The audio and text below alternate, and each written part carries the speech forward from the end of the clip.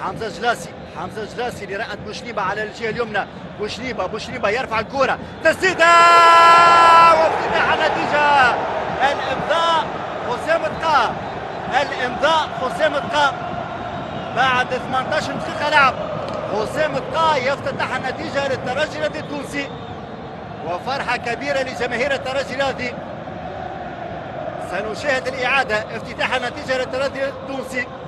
الإمضاء حسام دقا أمامكم الإعادة. رائد بوشنيبة على الجهة اليمنى، ودقا على الطاير كما جات يسدد إغالة حارس مستقبل سليمان حمزة الغانمي. 1-0 أمامكم الإعادة. تسديدة قوية في الحقيقة من حسام دقا على الطاير، سدد وغالت حارس مستقبل سليمان بعد 18 دقيقة لعب. افتتاح النتيجة هنا في ملعب حماد العقبي بيرادس. 1-0 للترجي الرياضي التونسي. الإمضاء حسام دقا متوسط الميدان. حسام دقا ممتاز جدا الهدف في الحقيقة. فرحة جماهير الترجي الرياضي التونسي أمامكم على الشاشة، جماهير متواجدة باش تساند الترجي. بن حميدة طلب الكرة في العمق، يوسف البليلي خطيرة العملية وضربة جزاء.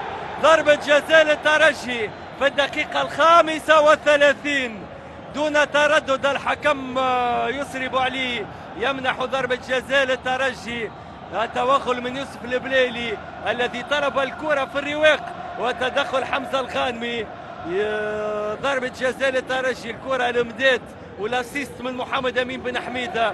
تدخل حمزة الغانمي على يوسف البليلي، ضربة جزاء كلاسي. يعرف من اين تؤكل الكتف على مستوى التمركز والدخول في الاروقة، وطلب الكرة في ظهر المدافعين. ضربة الجزاء بين يوسف البليلي الجزائري والحارس حمزة الغانمي. حارس مستقبل سليمان يتقدم يوسف البليلي. ثاني اهداف المباراة للترجي، ثاني اهداف المباراة. 2-1. تتغير المعطيات مع الدقيقة 36. يعود التقدم للترجي بهدف الجزائري يوسف البليلي بعد أن كان مصدر ضربة الجزاء. يوسف البليلي بكرة تقريبا في سقف المرمى يمضي ثاني هدف المباراة للترجي، ويعود التقدم مرة أخرى لأبناء الروماني لورنتيو ريغي كامب. هذه الكرة من عدة زوايا بالنسبة لهدف الترجي في هذه المباراة. 2-1. تتغير المعطيات. قلنا أنه هذا الكرة البليلي، التسديدة من البليلي وترجع من حمزة الغانمي، تعود في مرة ثانية في منطقة الجزاء. الترويض والثانية ونوتشي أوكبيلو، التسديد من أوكبيلو، والثالثة تسديدة، والثالث محمد أمين بن حميدة يسجل ثالث أهداف المباراة، ويمنح التقدم الآن مرة أخرى للترجي في مباراة واعدة، في مباراة شاهدنا فيها الأهداف من هذا الجانب وذاك. ويعود التقدم مرة أخرى للترجي مع دخولنا في 3 دقائق الأخيرة في الوقت البديل. 3-2 في ملعب حماد العقبي بيرادس. الترجي يعود أمامكم الإعادة. تسديدة من أوكبيلو تعود من الدفاع. بن حميدة في المتابعة.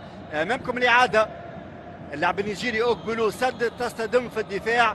بن حميدة في المتابعة سدد، وغالت حارس مستقبل سليمان حمزة الغانمي، وسجل الهدف الثالث للترجي الرياضي التونسي.